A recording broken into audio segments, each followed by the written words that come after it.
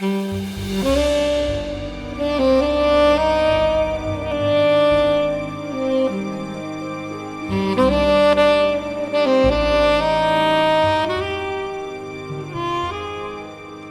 it's great to see you again. It is wonderful to see you again, and thank you. I'm so excited that we picked the right shed. I know. It'd be so awkward if we were just waiting in separate sheds. It would be, and I would probably wait for a really long time thinking that I was right.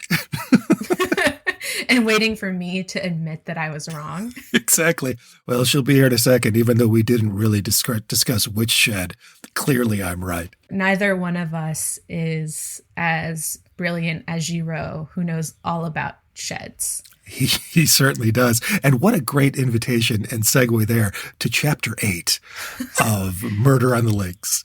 Okay, I have to say, Murder on the Links makes me feel like I am getting the closest I'll ever be as a human to knowing what it's like to be inside a black hole.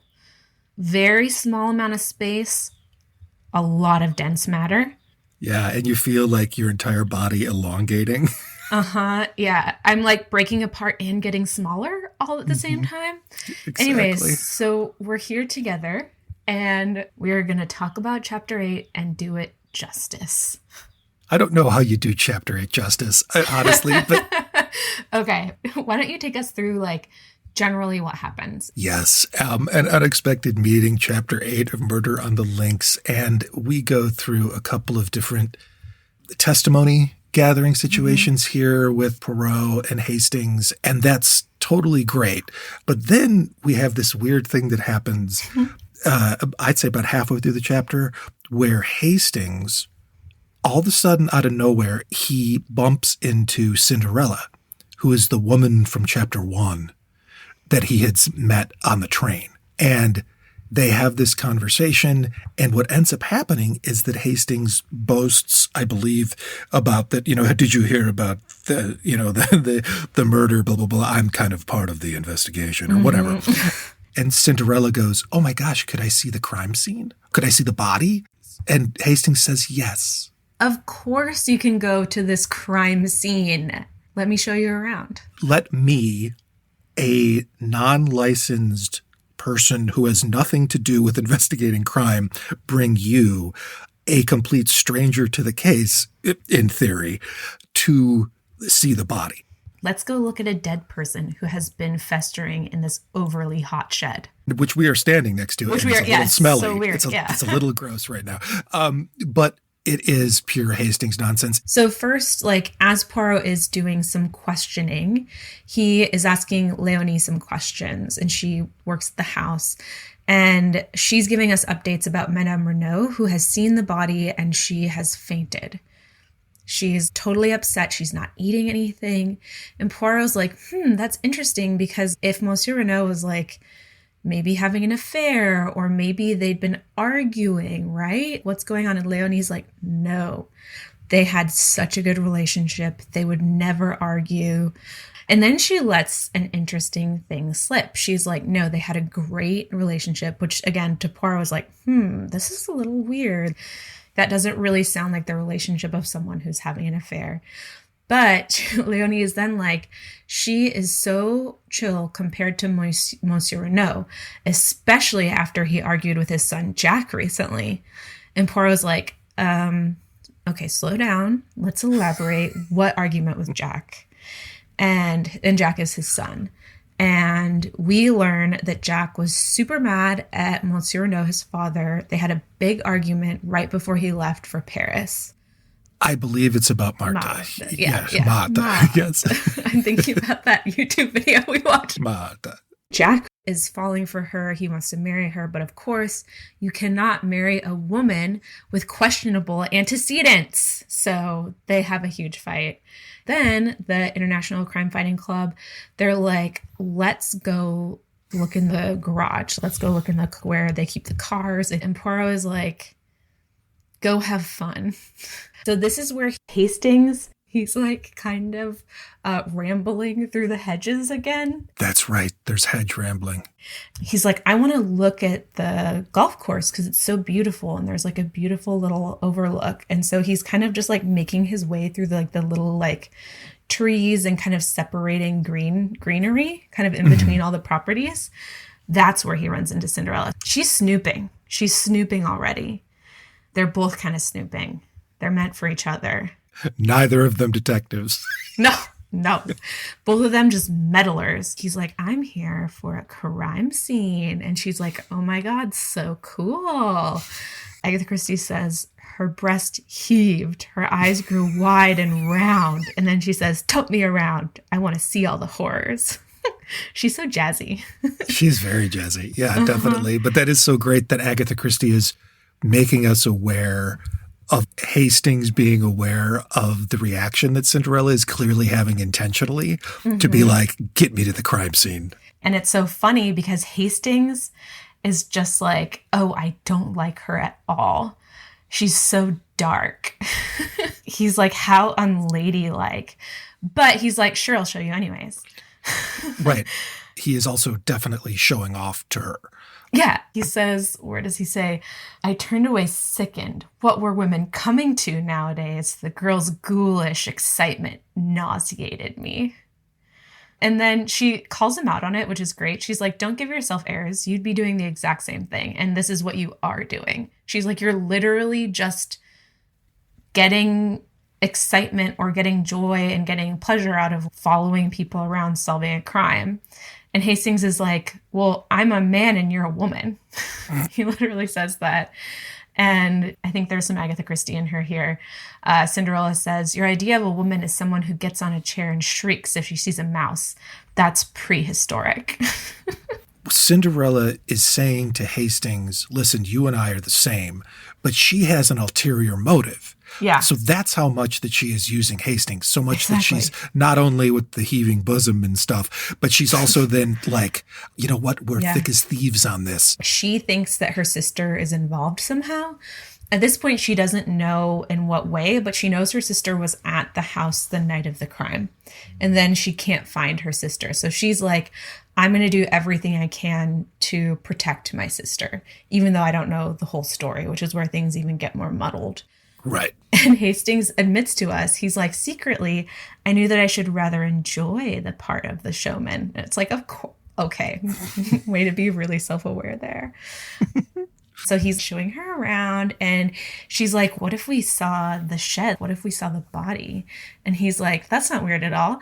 And so he like asks one of the police officers, he's like, hey, could I get the key to the shed where the dead body? Can I have just like a quick like thing real quickly? Maybe this is like some type of weird kink for Hastings because he's like, you want to see the body? That's disgusting, you hot little like he's like, he's like, how dare you? I love it. Okay. And you're just so he feels so important because he's like, I can go to a police officer and they'll give me the key because I have all of the freedom to investigate that Poirot does. He even says, he's like, in this moment, I felt equal to Poirot, which is like nice imagination there. The reason he feels like he's Poirot is because he's bringing someone to the body. In no way, shape, or form is he as good a detective or as accomplished. He gets perks. Like he, I think, would like do so well in like an entourage of some kind to like some kind of celebrity where he can just like live that lifestyle but have zero talent. That is like the Hastings dream. Give me Hastings in Entourage and that's it. Hastings is being dumb here. Like, imagine if she were the murderer. This is what Agatha Christie wants us to kind of think. Not only are they in the shed with a dead body, but Hastings is like, what if I turn the body over and show you the knife wound? In what world would that be a good idea? I genuinely felt that he was in a game of one-upmanship with her. Okay, so we're here. Here's the body. Do you want me to turn it over? So you can see that he's literally playing right into her hands. And so then she, this whole time, is like, okay, I need to get him out so I can tamper with the evidence. So he shows her the knife that killed Monsieur Renaud. And she's like, oh my gosh, I feel so faint. So she like faints and she's like, get help, get me some water. So he just leaves her in the shed. When she faints, it's such a masterful way of playing Hastings because he's like, told you so. Told you didn't want to see this body. He comes back and then he's so pleased too that he gets to take care of her because that's all he wants to do is like take care of a helpless woman. And he thinks to himself, I felt this to be so feminine that I could forbear a smile. Secretly, I was not dissatisfied with her collapse. And then again, he's like, in this moment, she was so childlike, which like made me feel so good. Yeah. Hastings, to be his therapist, to dive into the intricacies that are Hastings' mind. I would be so interested in understanding Hastings' shadow self that it would just be like, oh man, okay, you saw some stuff in the war and you're also this, and oh my God. Anybody who wants to like write some fan fiction about that, please let us know. So then he's like, I'm going to be a gentleman. You are so weak. I'll walk you home. And she's like, no, you don't really need to. And he's like, but I insist. And she's like, but I insist. So then eventually they compromise that he'll walk her partway home because she does not want in any way for him to know where she's staying. He accidentally leaves the shed unlocked the entire time. So then he goes back and he like kind of quietly locks the shed and gives the key back to the police officer. And that's where we end this very, very special chapter. Okay, so let's go to chapter 9.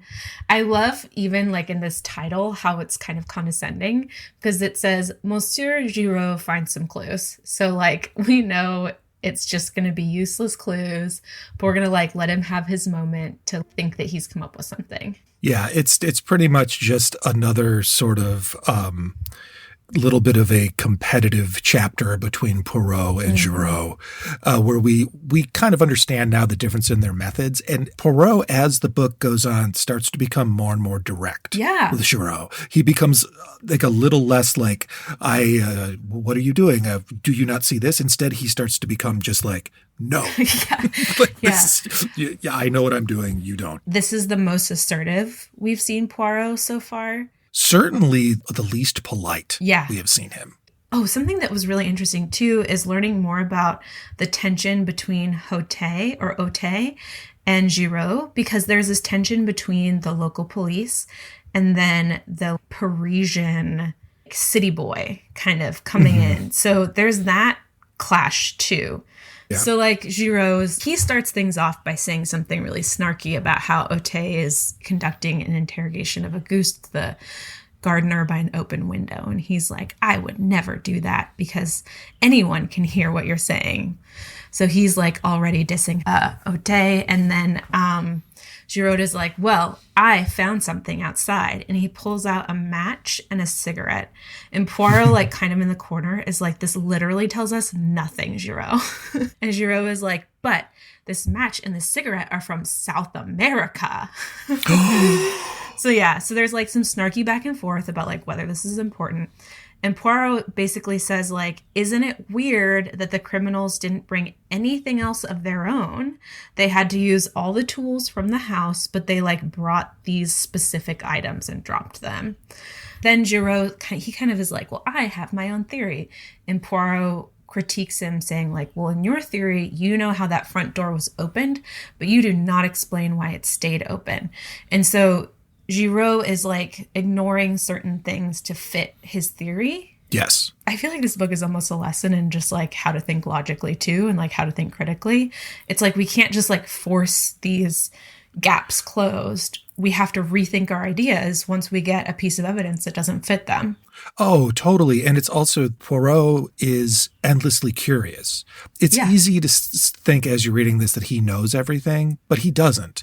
But what he's doing is he's employing a certain way of thinking about it, which is just like active listening and active curiosity, instead of immediately coming to a reason that the door would still be open and then being like, it's not important. Just like, no, but the door was still open and that in itself is important. It's a really great way of, I don't know, just like going around with your life, basically. Just being curious all the time, yeah.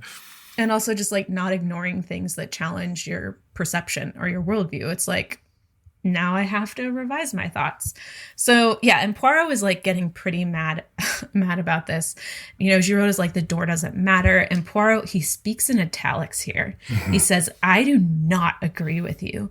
The door being left open was a result of either design or necessity. And any theory that does not admit that fact is bound to prove vain. And everybody in the room is like, oh no, this is so awkward. This is so not what Poirot is usually like. He's having an outburst. Like, what's going on?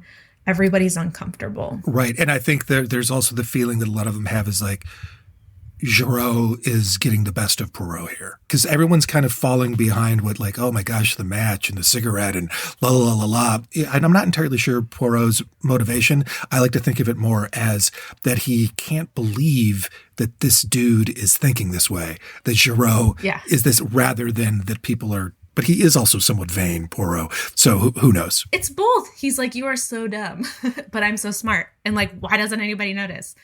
After this outburst, and everybody kind of feels like embarrassed on Poirot's behalf a little bit, like how humiliating for him. He's like, not only are you wrong, Giraud, but a crime almost precisely similar has been committed before. And I think we would be remiss if we didn't read a little bit of his speech about method. Poirot suddenly assumed his lecturing manner and addressed us collectively.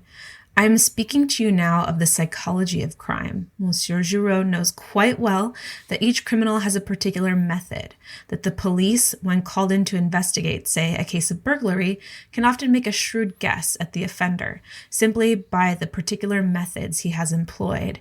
Man is an unoriginal animal, and this is really important later on, when Renaud unconsciously copies the same crime. Mm-hmm.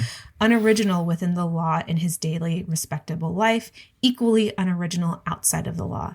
If a man commits a crime, any other crime he commits will resemble it closely. The English murderer who disposed of his wives in succession by drowning them in their baths was case in point. Had he varied his methods, he might have escaped detection to this day. But he obeyed the common dictate of human nature, arguing that what has once succeeded would succeed again, and he paid the penalty of his lack of originality. And Giraud's like, what's the point of all this, Poirot? And he says, lastly, that when you have two crimes precisely similar in design and execution, you find the same brain behind both. I am looking for that brain, Monsieur Giraud. I shall find it. Here we have a true clue, a psychological clue. You may know all about cigarettes and match ends, Monsieur Giraud, but I, Hercule Poirot, know the mind of man. So he's just like, everybody is looking in the wrong place. That was a lovely reading. And thank you. And it also put me in the mindset as we stand here by the shed that had I been standing there hearing Poirot say that, I would have been like, this dude's lost his marbles. Yeah, yeah. He's already gotten angry at Giraud, and now he just goes off on this very elegant and loquacious thing that makes no sense to anyone. It comes out of absolutely nowhere. And what this really is doing is this is priming us for the Baraldi case, which we will get to in like 5 chapters. But basically the sense that this crime, this almost nearly exact crime has been committed before, and Madame Debray and Monsieur Renaud were key figures in this, which is what has caused this whole kerfuffle. This chapter ends with Poirot saying that the most important thing that we need to think about that Giraud can't explain is why the watch was set 2 hours ahead.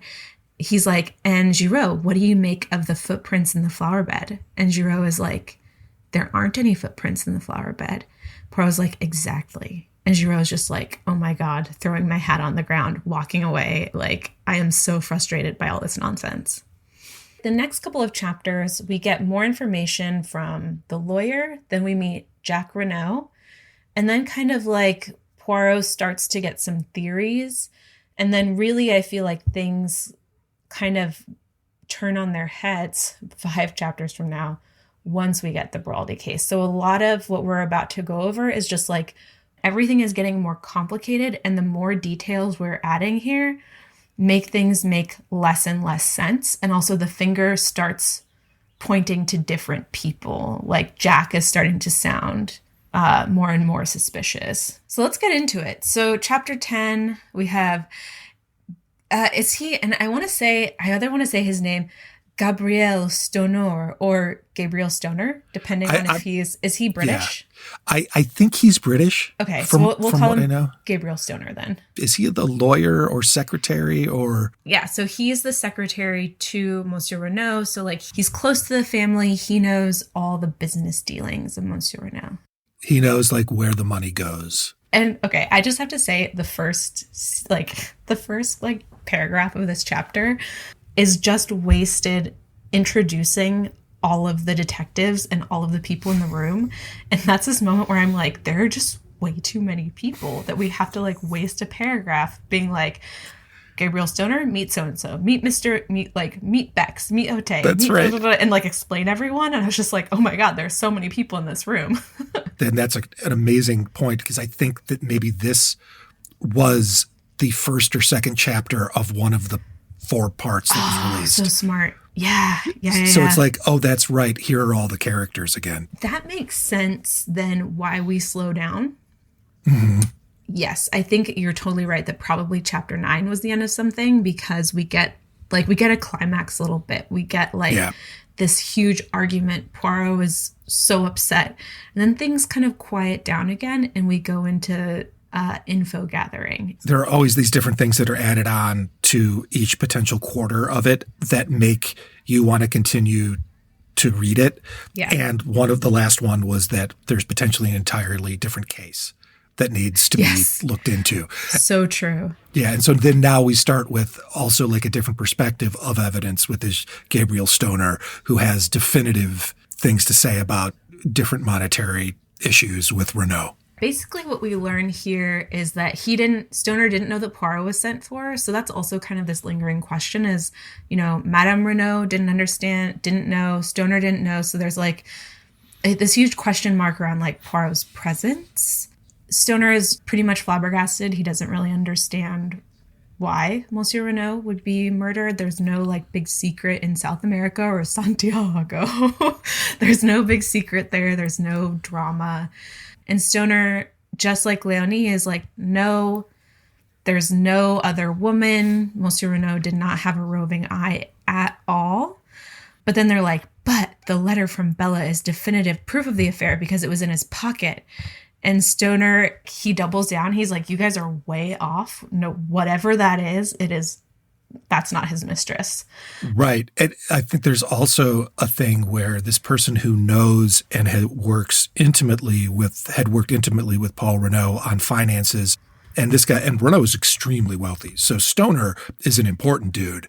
And he just says that he doesn't really know anything about Renaud's past. Yeah, and that's mysterious. Especially in the context of what we learned at the end of chapter 9, about there being a whole other case potentially that has to be looked into from the past. And we also know nothing about Renaud's past. But the crowd of detectives, they're like, aha, but what about Madame Dubray and all the large amounts of money that Monsieur Renaud was giving her? Like, what else could it be? It has to be this affair.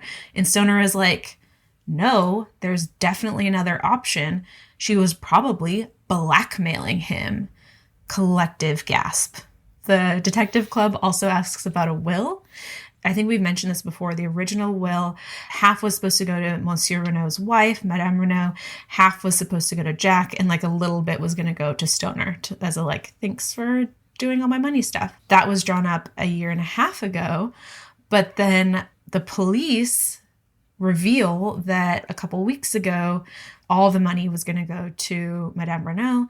And Stoner's like, well, I'm surprised, but that also proves that like Madame Renaud and Monsieur Renaud were on really good terms, because like if they were having any kind of conflict, why would he then move all of his money to her? Like that's a big sign of trust. If they were having an affair and they're arguing all the time, why would Mrs. Renaud get all of the money? And the detectives are like, well, you know what? When we hear back from Santiago, everything will be explained. Then Madame Renaud comes in. She looks awful. She's clearly mourning. They ask her about Monsieur's Renaud's background. And she's like, I don't know, but I think he came from like the Pacific Northwest in Canada. So go us.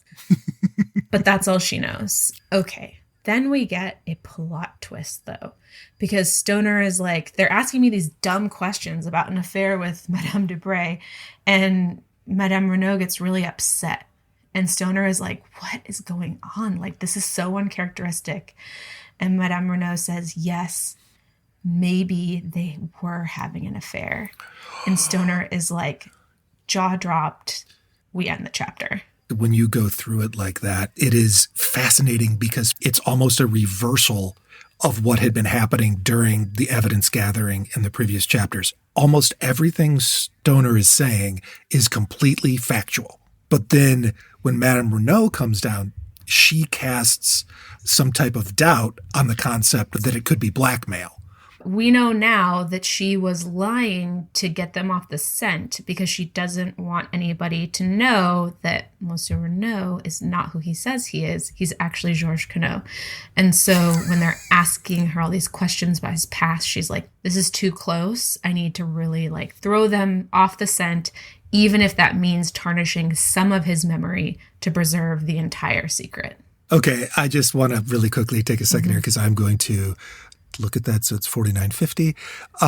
That entire thing you just did right there, yeah, I am going to isolate, and I think we're going to play it at the beginning of one of the episodes to just show how obscenely complex the story is. Okay. Because now we're both talking about it like it's matter of fact, but taking a step back, I was like, what the fuck is going on?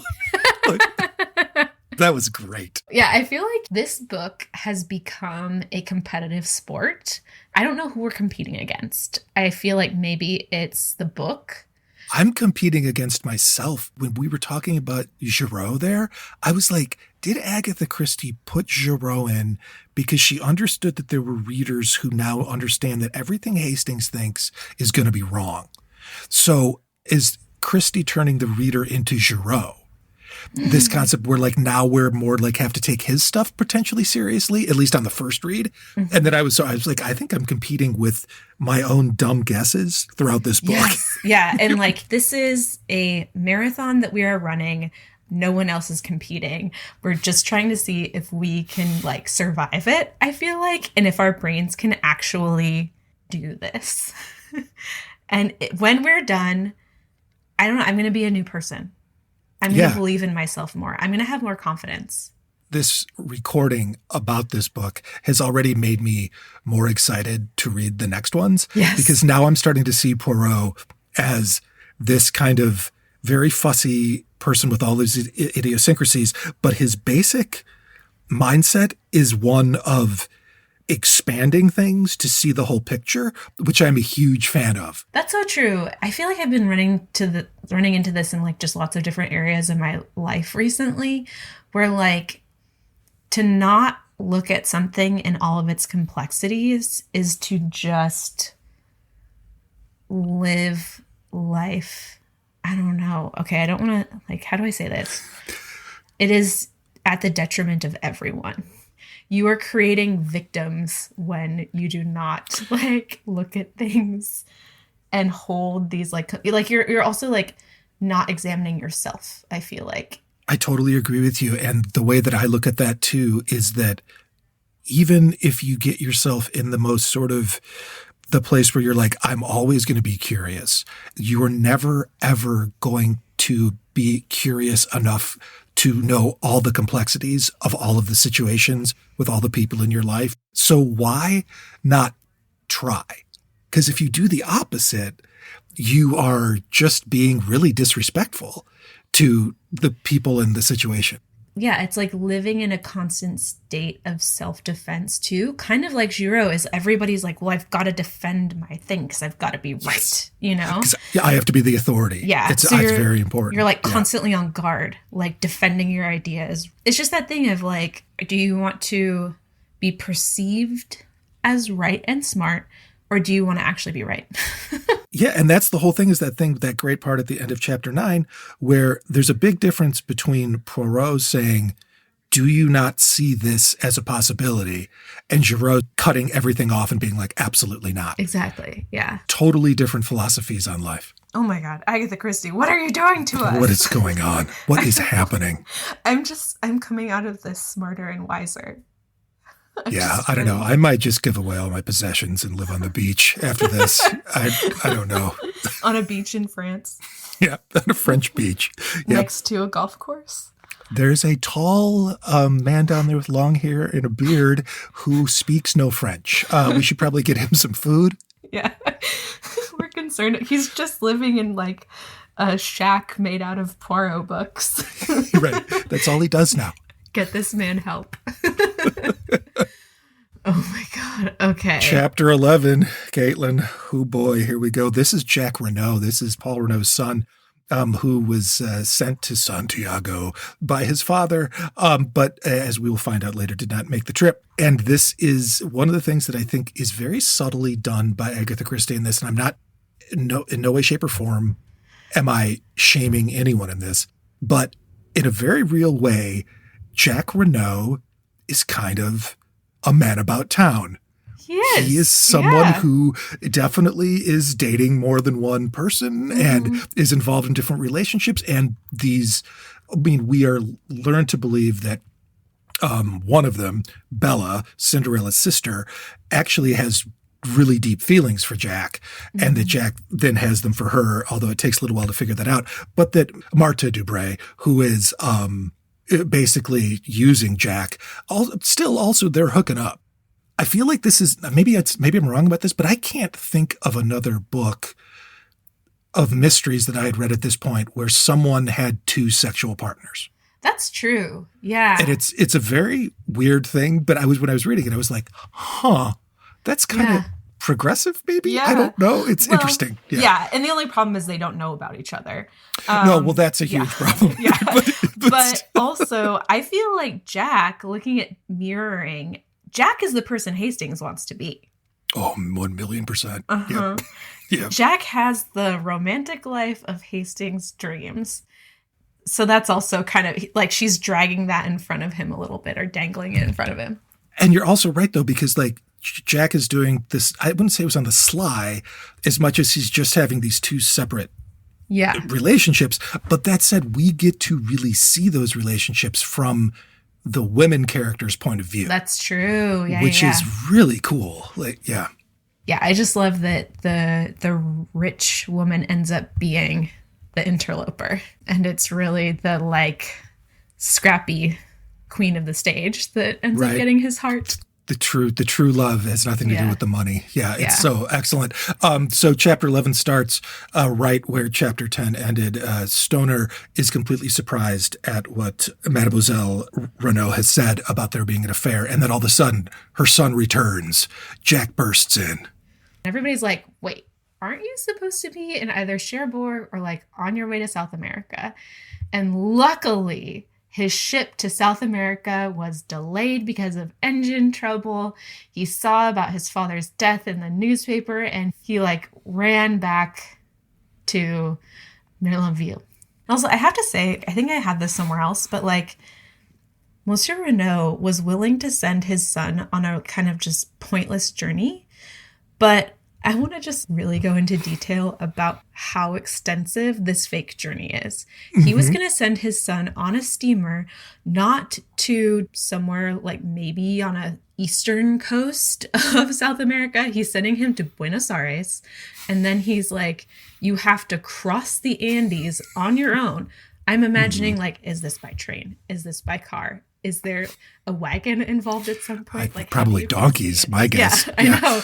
Yeah. All to go to Santiago to then learn that there is no reason for him to be there.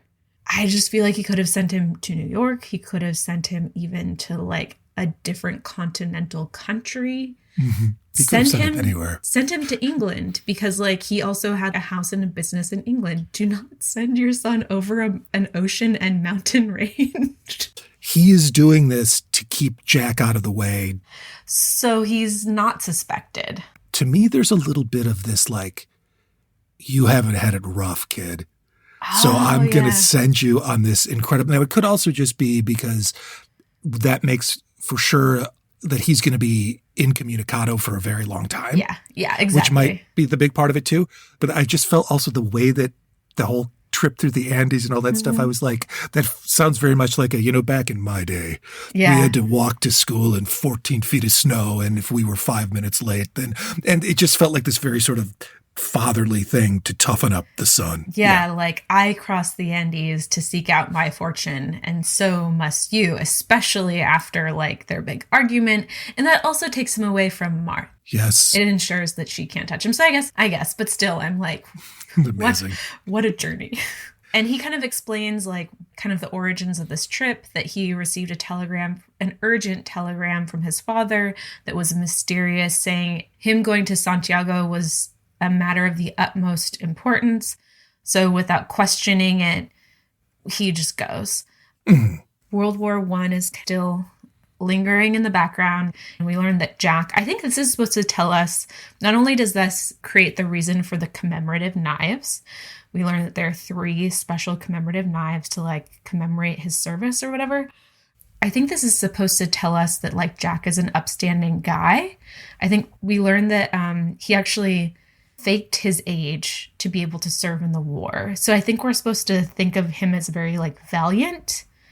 He is a hero. He is a young war hero. And so I think that makes it even more upsetting when he ends up becoming wrongfully imprisoned.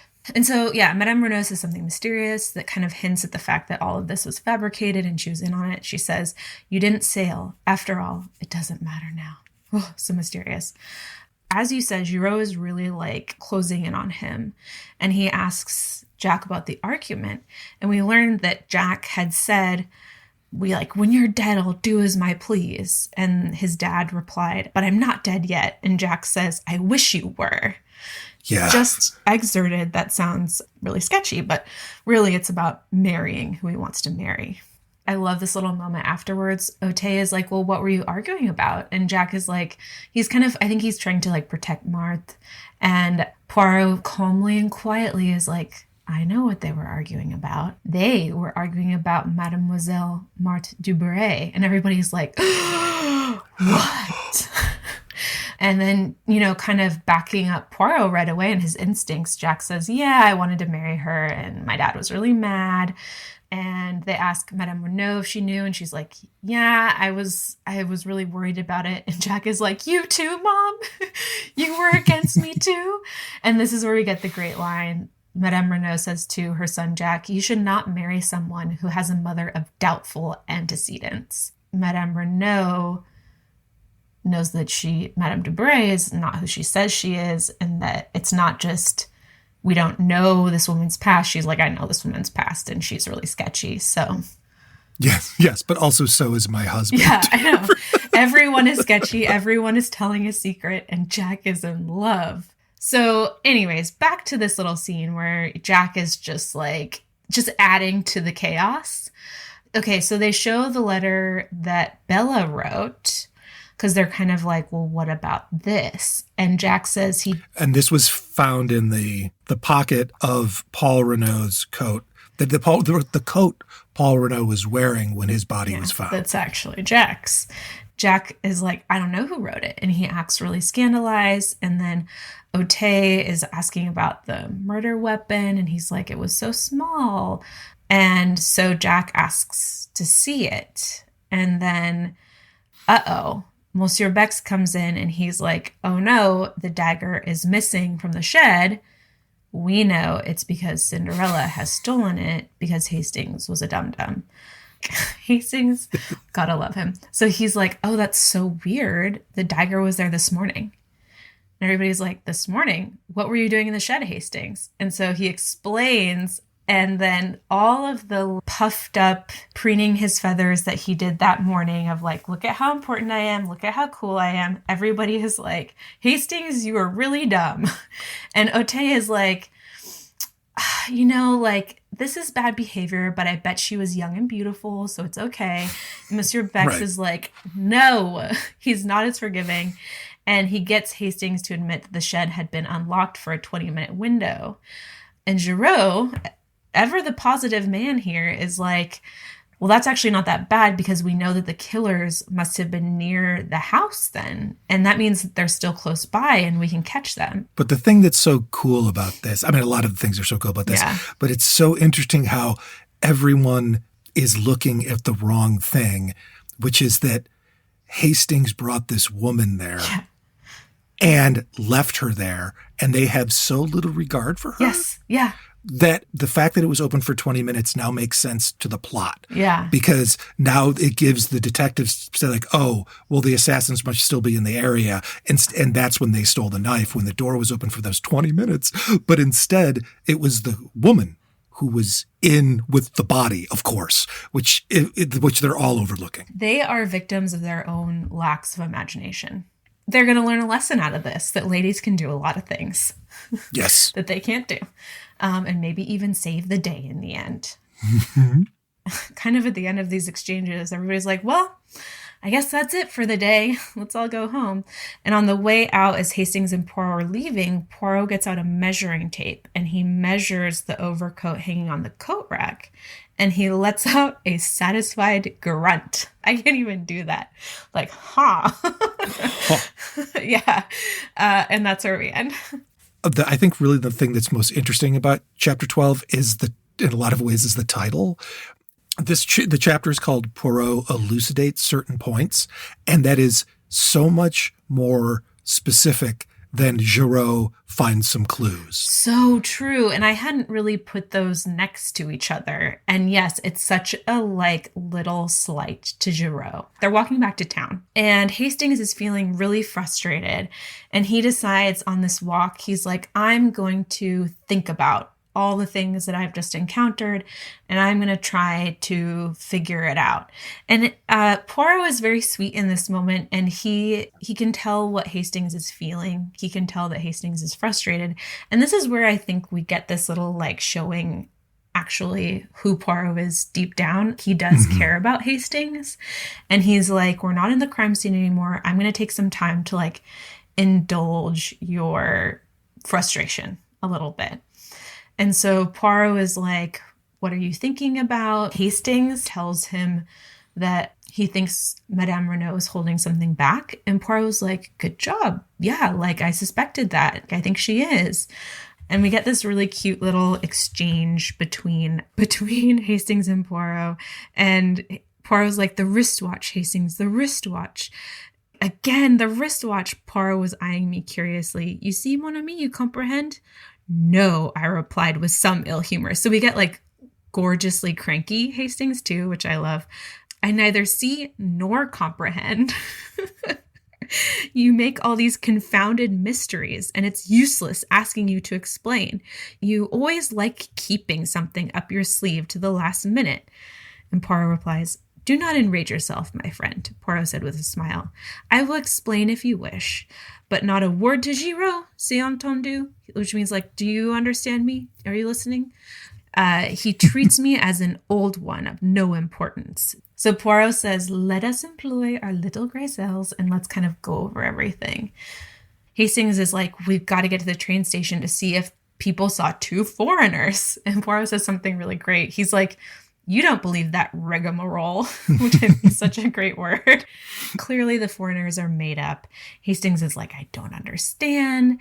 And Poirot again is like, this is a crime from the past. And then Hastings is like, but what about the secret? What about Santiago? And Poirot is like, nothing's going to come out of Santiago. Let it go. It is a red herring. And then really the last kind of thing that we get is that Poirot thinks that Madame Renaud is shielding someone with her lies, which is absolutely true. She is protecting her husband. And then he says, there is something very deep underneath this. So again, we get this sense that we've only scratched the surface, which is why I think it was also hard for both of us to read, is because we're we are halfway through the book at this point. How can we barely be scratching the surface when we have just gone through this thicket of clues? Although the problem is that then when you go back and read it again, you're like, oh, I could have seen that if I would have really taken a look at it. So it's really ingenious. Yeah. I mean, it's so much more pleasant on the second read because you have all the context. And yeah, when you don't, it's a little frustrating. So let's go from chapter 12, I believe, unless my mind is totally messed up.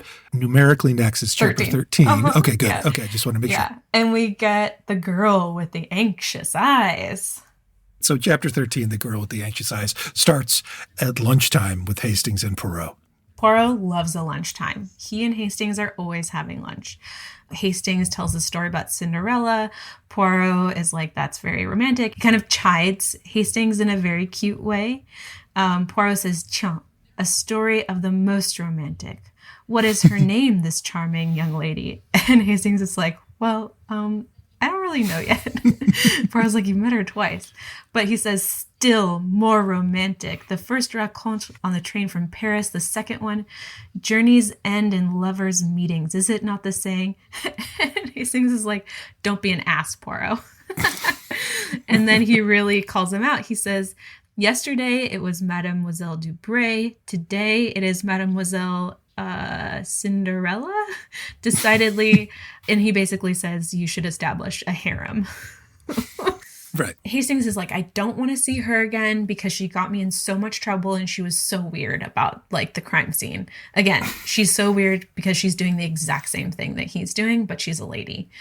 Poirot, as much as he's like, let's have a little banter, he just plays Hastings so easily here. He's like, can you remind me the name of the hotel she's staying at? And he like names a random hotel. And Hastings, obviously not thinking, has to correct him and gives him the name of her hotel. It's exactly what Cinderella does to him. Exactly. Yeah. And I mean, have we kind of talked about how like Hastings ends up with basically a female Poirot? Right. Yeah. Right. With, I think, more upper body strength. But yes, exactly. Yes. If Poirot were an acrobat, then, he is fated to like be just around people who know more about what's going on than him. Yeah, I think so. And he can go through life that way because of the privileges that he has because of his gender at the time and also race. Yeah, that's his fate. Is everybody? Yes. He is just going to be ignorant, going around thinking he's better than everyone, while he's getting duped constantly. Yeah, and showing women that he's interested in corpses to impress them. Yeah, as a great first date. When Poirot can't remember the name of the hotel, Hastings is like, Poirot, he's so weird. He can't remember anything we talked about. And Poirot is just like innocently slicing his bread into neat squares, which I think is so funny because like Hastings just has no idea what's going on. And then Poirot's just like, oh, BTW, I'm going to Paris. I'm going to Paris. The murderer isn't in Paris, but like there's some information I need to get. And so he tells Hastings to watch Giraud and to get to know Jack. Please do not come with me. Your job is here, watching these two people and getting to know them. And of course, Hastings is so dejected. So he just literally like wanders listlessly around the beach. Maybe he runs into you. Almost certainly. Yeah. And I just can see him like kind of kicking sand. Right. Yeah. Hastings, this part of the book, is like, I saw this tall man with long hair and a beard. And then he put his hand on my shoulder. And then I woke up further down the beach and I looked and I saw that there was only one set of footprints. Oh my God. Oh my God. This is getting to me. We're like transcending time, space, and dimensions. Because I carried you, Hastings. Literally. That's all that happened. There's no religion. I just carried you. That's what you passed out. Oh my God. Yeah. Like too much wine at the lunch. Too much wine and too much rejection from Poirot. I know. Oh. Yeah. So he's just wandering and okay, I love the way his mind works. He's like, I really don't want to see Cinderella again because she sucks. So I should probably go talk to her so she knows to not bother me ever again. Logic is 100% sound right there. But also, like, she clearly doesn't want to see him because she hasn't told him her real name, nor did she give him the name of the correct hotel, which we soon learn. So he, like, can't find her at the hotel. He wanders around. He's probably looking super weird. And so he asks a concierge at the hotel, like, he describes her because he doesn't know her name. And the guy starts, like, smirking. And he's like, that is so weird.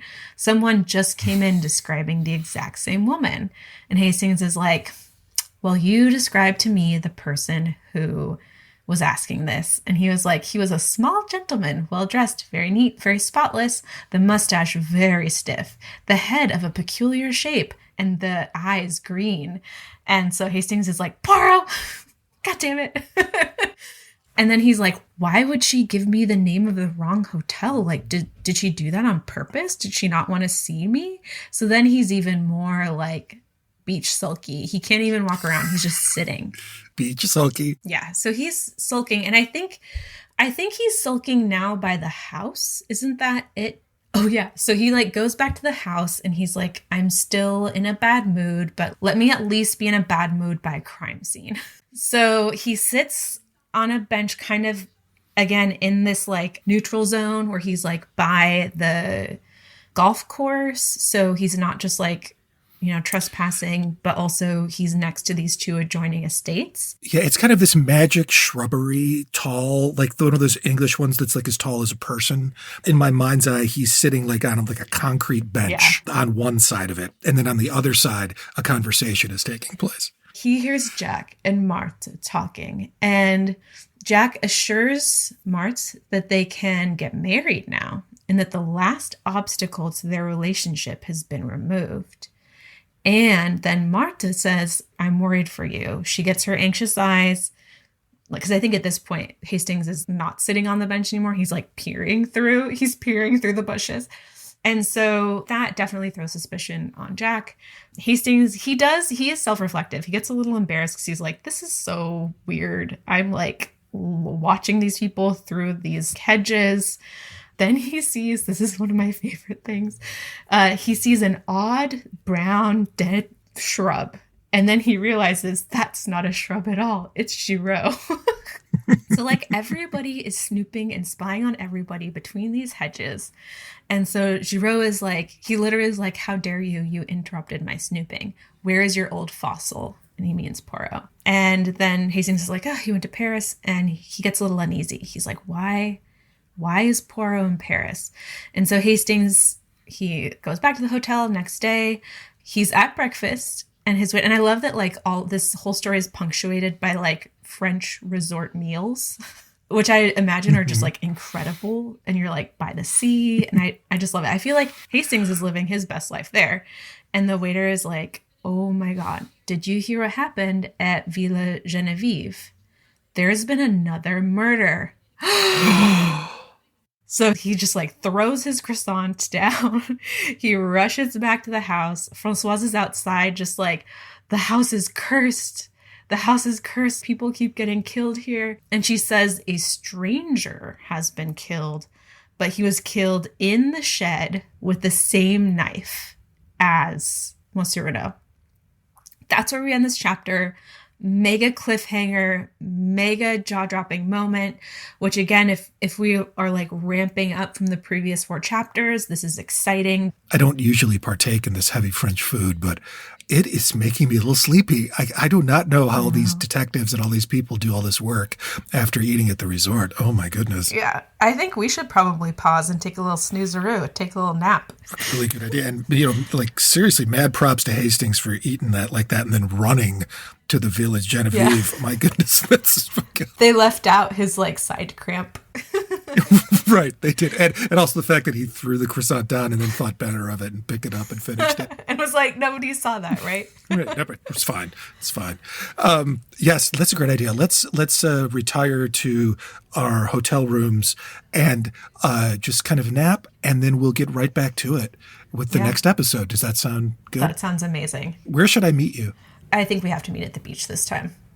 Oh, great idea. Excellent. Yeah. You know, actually, I take it back. You have a hotel room. I sleep at the beach. Yeah, so you'll just come down. I'll have a little like thing set up. It'll be fine. It'll be great. And I can imagine that I'm like having a lovely meal on some kind of patio looking out over the beach and the sea. And I can just see you in your little book hovel. Right. It's exactly the book novel. Yeah, that's exactly right. Okay, awesome. Well, I'll see you there. Yes, okay. Bye. Bye.